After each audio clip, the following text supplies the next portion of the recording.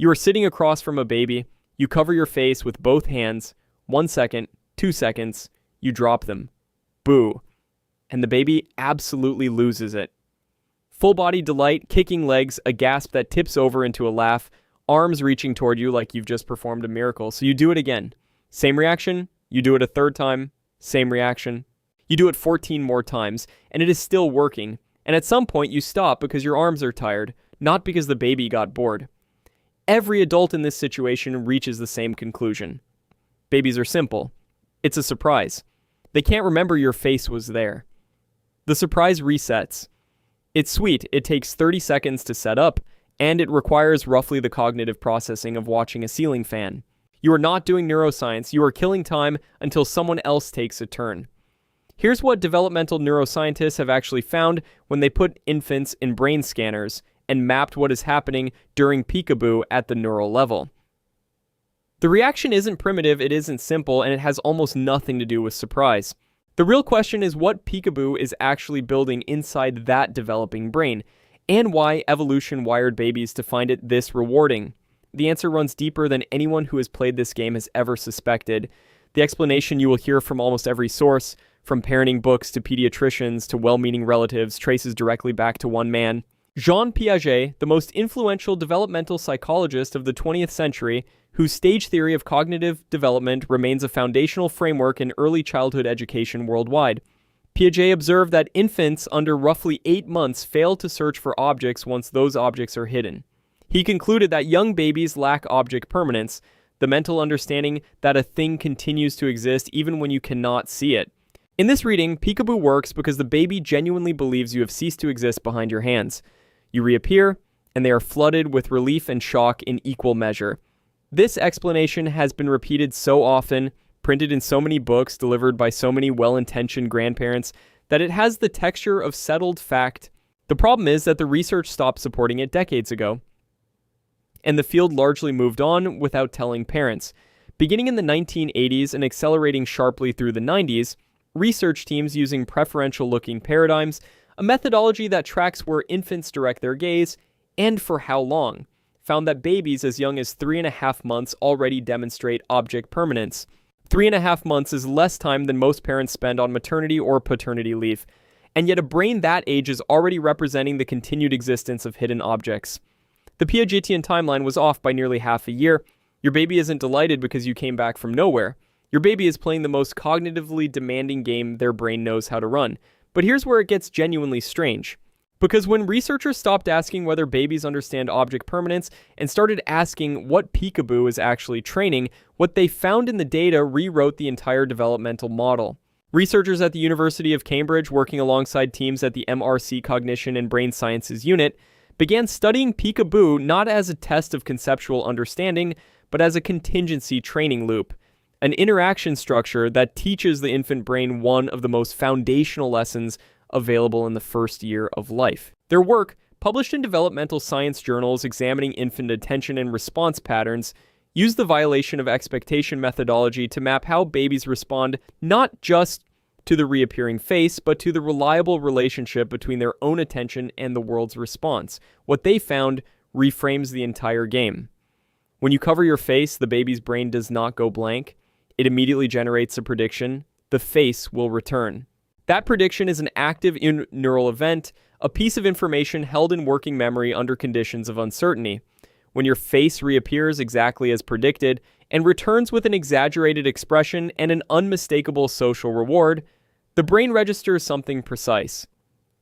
My model was correct. The world behaved as I expected, and that registration is neurologically indistinguishable from a correct answer on a test.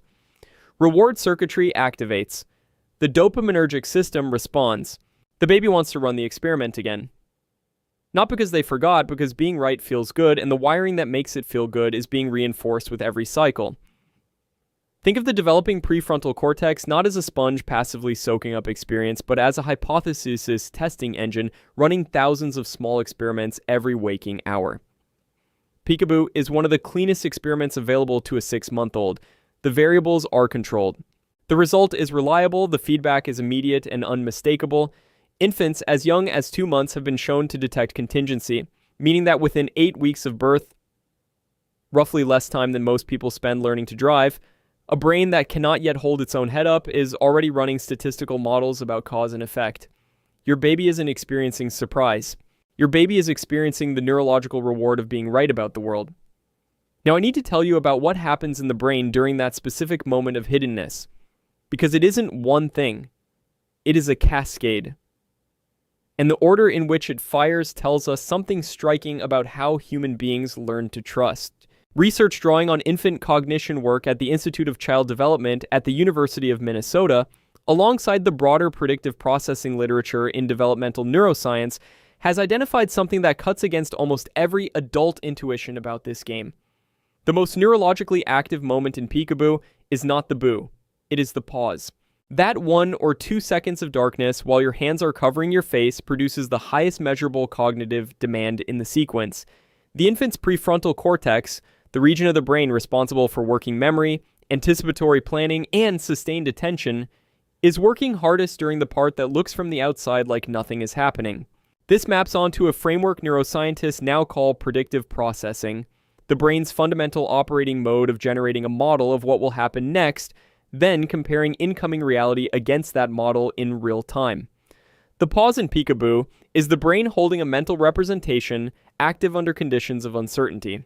Sustaining that prediction, keeping it live while waiting for confirmation, is exactly the cognitive operation that underlies working memory, sustained attention, and eventually reading, mathematical reasoning, and long-term planning. The prefrontal cortex in humans takes approximately 25 years to reach full maturity, longer than virtually any other brain structure in the animal kingdom. A quarter century of construction. Peekaboo, played at 6 months, is one of the earliest tools laying the foundation for that structure. By around 6 to 8 months, most infants stop simply reacting to the reappearing face and start leaning forward during the pause, vocalizing into the silence, telegraphing expectation. That shift from reactive to anticipatory is a milestone. The brain has internalized the structure of the game and is now running the prediction ahead of the evidence. Your baby isn't waiting for the surprise. Your baby is doing a working memory exercise and their entire face is lit up like someone who just discovered they're good at something. Now I need to tell you about what this game is doing beyond the brain. Because there is a second process running during Peekaboo that has nothing to do with cognition and everything to do with what researchers describe as the most important psychological development of the entire first year of life. In 1960, Eleanor Gibson and Richard Walk at Cornell University designed one of the most replicated experiments in all of developmental psychology. It is called the visual cliff. The apparatus is a glass-topped table, shallow on one side and with a visible drop-off on the other, also covered by glass, so there is no actual danger. Infants who can crawl are placed at the edge of the apparent drop. Whether they cross it depends almost entirely on one variable. What is their caregiver's face doing? When the mother looks encouraging, the baby crosses. When she looks afraid, the baby stops cold.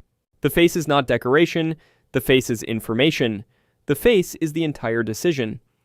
Later research by Joseph Campos at the University of California, Berkeley extended this finding to show that infants are not just responding to the caregiver's expression in crisis moments, but are continuously using the face as a reference point during any ambiguous or novel situation.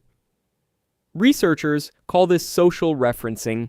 The face is the external compass the baby consults when their own internal instruments are not yet calibrated. Peekaboo is the training ground for exactly this capacity.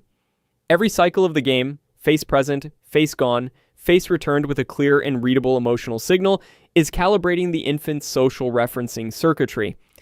They are not just learning that the face comes back, they are learning to read the face that comes back. The work of Dr. Mary Ainsworth, whose foundational research on attachment theory established that a secure and predictable caregiver relationship is the base from which all infant exploration launches, maps onto Peekaboo with near-perfect precision. You disappear, you return. You are present, delighted, and safe. Run that loop enough times, and the brain stops treating caregiver absence as a threat and starts building the architecture of trust, the internal working model that will shape how this child expects relationships to function decades from now. Every time you bring the face back, every time you meet that gasp with a grin, you are not filling a few minutes before the next feeding. You are writing something into the foundational circuitry of a person. Your baby isn't playing a game. Your baby is running the most important attachment rehearsal of their entire first year. And now I need to say something important. Because most of what I have just told you is good news. But there is a version of this that carries a different weight. And if you know what to look for, you will catch it early enough for it to matter. Peekaboo contains several specific social behaviors that developmental pediatricians track as early observable indicators during routine care. The first is anticipatory engagement. Beginning around 6 to 8 months, most typically developing infants start leaning in or vocalizing during the pause before the reveal, showing that the brain has built a predictive model of the game's structure. The second is joint attention, the behavior of checking back and forth between the caregiver's face and the object of shared interest, which begins to consolidate around 9 months. In the context of Peekaboo, this looks like a baby who glances at your face during the game, not just waiting for the reveal, but checking whether you share the experience. The third is reciprocal initiation. Between 9 and 12 months, many infants begin covering their own faces or pulling fabric over their heads and waiting, taking the turn themselves. If a baby in your life doesn't respond to Peekaboo the way you expect, that is not a diagnosis. Temperament varies enormously. Some babies find the format genuinely startling rather than funny, and that is within the range of normal. Development does not follow a single schedule, and the absence of one behavior in one context is not a signal. What developmental pediatricians pay attention to is a different pattern, flat affect across multiple interaction types. Simultaneously, Peekaboo, face-to-face play, shared attention to objects, all showing reduced social engagement at the same time, particularly when it appears alongside reduced response to name or a plateau in social smiling. That combination, observed consistently across contexts between 6 and 18 months, is worth raising with a pediatrician, not as a crisis, as a conversation. You've been watching this child's face since the first hour they were alive. You know what their engaged expression looks like. Trust the difference between a baby who hasn't warmed up to Peekaboo yet and a baby whose social wiring feels qualitatively different from what you expected. You are probably the most precisely calibrated instrument available for reading that specific child. The science gives you a map. Your instincts already know the terrain. What you are actually watching when a baby plays Peekaboo is a consciousness testing the reliability of the world. Every covered face is a question posed to the universe. Every reappearance is the universe answering. Will the things I need come back? Will the person who matters be there when the darkness clears? Are the patterns I am learning real? Each correct prediction builds a tiny strut of infrastructure in the architecture of trust. Each familiar face returning writes one more line of code into the operating system of a self. Every culture that has ever been documented has some version of this. The hiding face, the waiting child, the return. We did not invent Peekaboo. We discovered it the way you discover a structural principle that was always going to be true. Because something in the design of the developing human mind reaches for exactly this interaction and has been reaching for it for as long as there have been human minds. So the next time you're sitting across from a baby with your hands raised about to cover your face for the 11th consecutive time, remember what is actually happening. Their prefrontal cortex is holding a model of your face suspended in uncertainty, running predictions, doing the developmental work that will not fully complete for another 2.5 decades. Their attachment system is rehearsing the most foundational question a human being ever asks. And when you drop your hands and grin, you are not just answering yes for that moment, you are installing the answer as infrastructure. I want to know when it shifted for your baby. When did you first notice them leaning in before the boo, or making a sound into the silence, or trying to cover their own face and wait? Drop the age in the comments. Drop what they were doing when you first saw it. Because that moment, the shift from reacting to anticipating, is an actual developmental milestone happening right in front of you, and I want to know when it happened for yours. And if you want to understand why your baby goes completely still the moment they hear a voice they have never heard before, not frightened, not upset, just locked in and processing, not because they are confused, not because something is wrong, but because of something happening deep inside their auditory architecture that most parents completely misread, that is the next video. And once you understand what is actually going on, you will never think twice about the way you talk to a baby again.